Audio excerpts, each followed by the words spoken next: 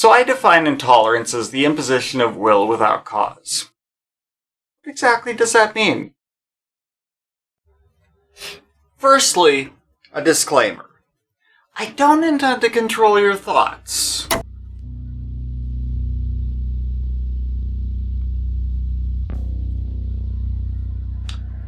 Really. Instead, I want to make it crystal clear that you can't coherently address argumentative challenges and only manage to stamp your feet about science without ever actually managing to provide the goods. So while I would appreciate it if you'd recognize that I'm not mentally ill, or confused, I recognize and respect your right not to.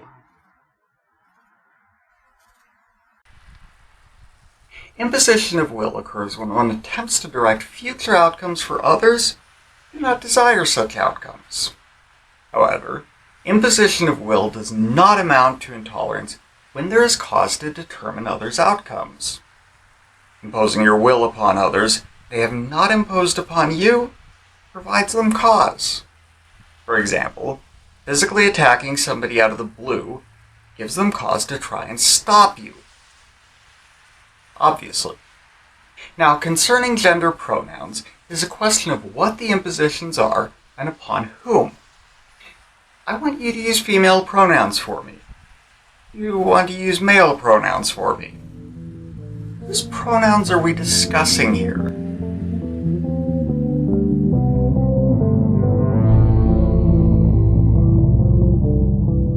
Mine! Not yours! That means you can ignore me if you disagree. I've not imposed upon you, and so have not given you cause.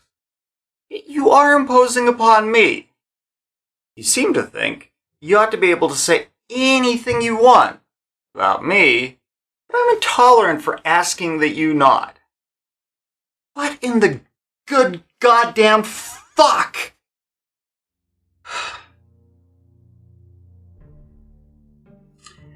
So intolerance is forcing your positions upon others without their consent and without cause. And I know, you'll say this implies that I can demand you call me anything I want, which I admit does seem kinda ridiculous.